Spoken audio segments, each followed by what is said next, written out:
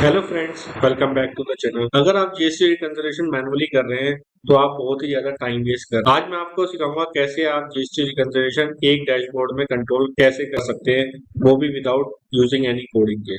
आज मैं आपको सिखाऊंगा कि पावर बीआई में आप डैशबोर्ड को जीएसटी रिकंसिडरेशन का डैशबोर्ड कैसे बना सकते हैं। We need to start the Power BI dashboard. So open the Power BI application and get the data and import the data from which we want to the dashboard in the Power BI. So open the Excel workbook and selection of the GSTR to be data report. Now I do it selection of the three workbook. This one invoice not in books 2B. Okay, and let's get the transform of the data. अभी हम क्या करेंगे, अभी हमें इस पूरे workbook को है ना ट्रांसफॉर्म करना है सो दैट मेरा डेटा है ना क्लीन एंड ट्रांसफॉर्म हो गया है। तो मेरे को क्या करना होगा, हमें जीएसटीआर टू भी कौन है, इसको हम वर्ड को चेंज करके हम रिप्लेस कर देते हैं, replace value. Now change the replace value books GSTR2A underscore match and replace is match GSTR2B match GSTR2B। Okay, हमने रिप्लेस कर दिया इससे। अब हम क्या करेंगे, डेट को हम मंथ में कन्वर्ट कर लेंगे, डेट को मंथ में कन्वर्ट कर लेंगे। ठीक है, डेट को मंथ में कन्वर्ट करने के लिए हमें क्या करना होगा, हम टू वे के जो इनवॉइसेस हैं this column because we not need this column. Okay, now invoice date को हम एक ट्रांसफॉर्म डेटा ऐड कॉलम कर लेते हैं। ऐड कॉलम में हम क्या करेंगे, इनवॉइस डेट को हम डेट में कन्वर्ट करने के लिए हमें एक कॉलम इंसर्ट कर लेते हैं मंथ का। तो मंथ में जाएंगे हम नेम ऑफ द मंथ। ठीक है, ये हमारा मंथ नेम आ गया और इसको इस कॉलम को हम मूव कर लेते हैं डेट के साथ में। ठीक है, ये हमारा डेट के साथ में क्लोज हो गया, ये मूव हो गया, यहाँ पर आ गया। सिमिलरली हमें क्या करना होगा, invoice not in B two worksheet में भी हम यही स्टेप यूज करेंगे। इसमें हम ट्रांसफॉर्म कर देते हैं रिप्लेस वैल्यू को invoice available in books but not in two B. तो इसको रिप्लेस कर देते हैं, मिसिंग इन टू बी से रिप्लेस करते हैं। तो ये हमारा आइडेंटिफाई हो गया। अब हम इसमें क्या करते हैं, रिप्लेस करते हैं heading name, replace heading name कर देते हैं। इसमें से हम नाम इंसर्ट कर देते हैं, रिप्लेस वैल्यू। ठीक है, पॉइंट वन हमने सिलेक्ट कर लिया और हम ओके कर देते हैं। ठीक है, इसके बाद हम यहाँ पर जितने भी कॉलम है वो सब हम हटा देंगे 1.1 के हिसाब से।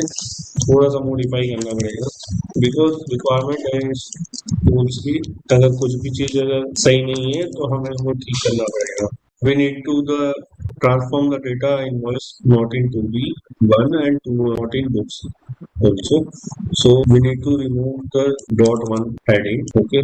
Similarly, we put the month name also in this invoice date, add column dash and month name of the month and moving over here, right? Everything is fine. Now transform on the invoice not in books too also. So just check invoice type RA, remove this column, reverse charge, okay, table number, invoice date, everything is okay. Now GSTR2B data, replace this value invoice available in 2B but not in books, replace with missing in books.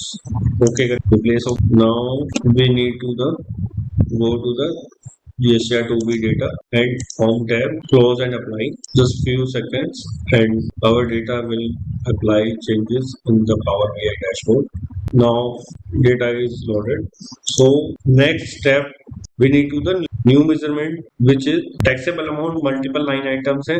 तो हमें क्या करना होगा, we need to the total taxable value, total taxable value को identify, total taxable amount equal to sum GSTR2B data. तो GSTR2B data total taxable amount GSTR2B bracket close.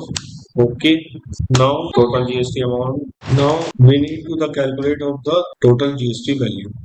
So I do it new measurement, right click on the IGST amount and click on the new measurement, type the total GST amount equal to sum GSTR2B amount, CGST amount, bracket close, sum GSTR2B amount, SGST amount, bracket close, some GST to be amount and IGST amount. So now created is the total GST amount. Now we need to the calculate of the total invoice amount. Right click on the total invoice amount and create the new measurement. Total invoice amount equal to sum GST to be amount. Total invoice amount, select of the GSTR to be. Total invoice amount. Now created of the three measurement in the GSTR to be record. Total GST amount, total invoice amount and total taxable amount. Now create the measurement in the invoice not in to be. Total new measurement in the total missing amount. Total missing in to be amount equal to total missing to be amount equal to sum in GSTR to be total invoice amount. Now create the one measurement in the invoice not in books. New measurement. Create the new measurement. Total missing books amount equal to sum. We need to find the invoice not in books. Total invoice amount bracket close and create the measurement.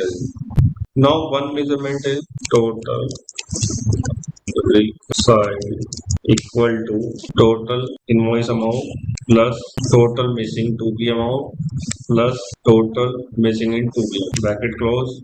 Now match new measurement in match percentage equal to sum match percentage equal to total reconciled amount total match percentage total plus total GSTR to be amount match percentage equal to divide equal to total reconciled amount plus total missing to be amount plus total missing in books amount comma 0 entry close and match percentage in new measurement. Exception ITC risk total new measurement created of the ITC risk. Total ITC risk amount equal to total missing in to be amount. So these are the components of the created in the data tab. So भाई अभी हमने सारे component सारे measurement कर लिए हैं. अब हम जाते हैं रिपोर्ट व्यू में डैशबोर्ड बनाने के लिए चलते हैं. तो रिपोर्ट बनाने के लिए हमें सबसे पहले क्या करना होगा. सबसे पहले हम कार्ड क्रिएट करेंगे KPI कार्ड और हम ऐड करेंगे total GST amount. Second card add करेंगे हम total taxable amount. Okay. Then third card add करेंगे हम total invoice amount. Okay. Now fourth card add करेंगे हम missing in. So missing in two B amount ये हो गया. उसके बाद हम थोड़ा सा लेंथ इसकी कम कर लेंगे ताकि जिससे कि इसमें ना सारे कार्ड्स अवेलेबल हो जाए. तो मैंने सारे कार्ड अवेलेबल कर लिए. ठीक है. अब हमने जब ये कार्ड ऐड कर लिए अब हम मिसिंग अमाउंट कर लिया. एक कार्ड और ऐड करेंगे मिसिंग इन टू भी मिसिंग इन टू ऐड करेंगे. ये हमारे कार्ड अवेलेबल हो गए. एक कार्ड हम और ऐड करेंगे मैच परसेंटेज जो कि हमने बनाया था match percentage total reconciliation match percentage. ठीक है. ये हमारा कार्ड ऐड हो गया.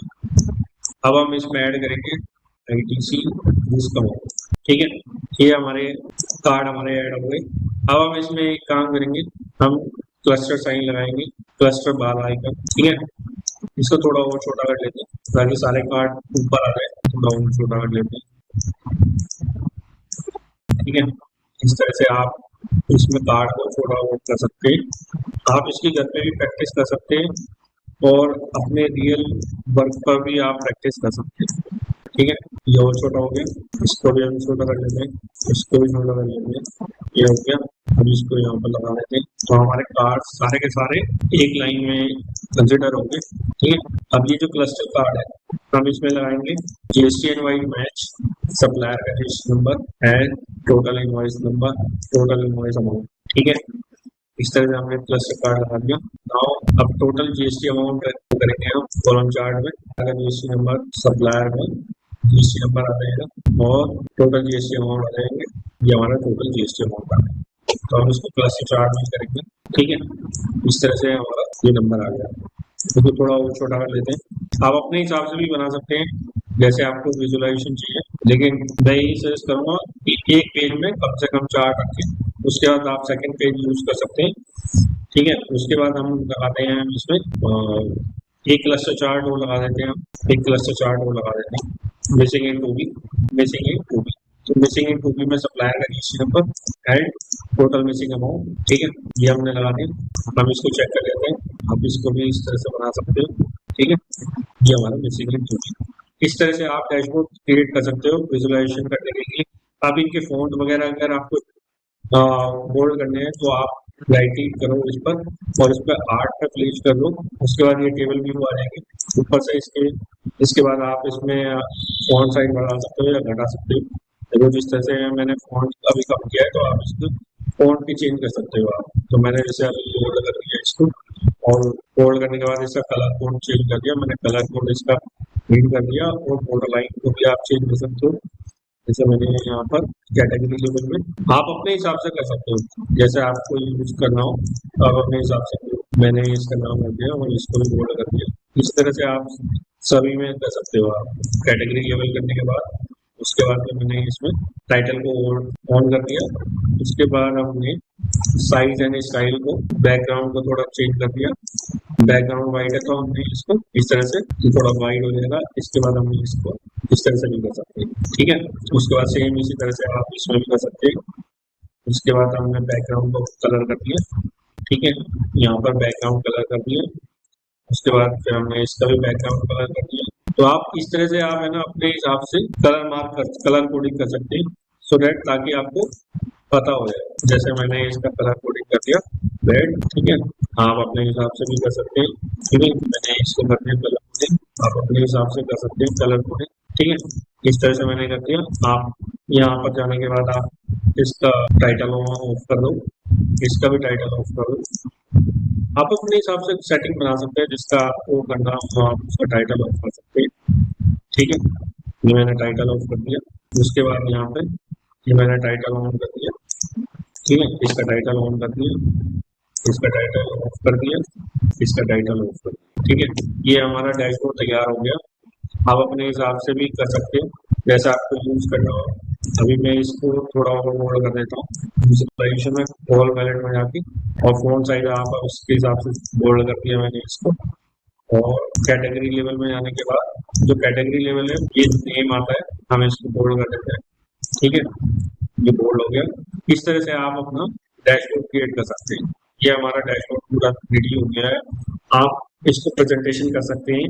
दोस्तों अगर आपको इसी तरह से मोर इन्फॉर्मेशन चाहिए पावर बीआई सीखने के लिए तो आप मेरे चैनल पर कमेंट कर सकते हैं, मेरे चैनल को फॉलो कर सकते हैं। और अगर आपको ये वीडियो हेल्पफुल लगी हो तो आप इस वीडियो को लाइक करें, शेयर करें और सब्सक्राइब करें और अपने दोस्तों के साथ में शेयर भी करें।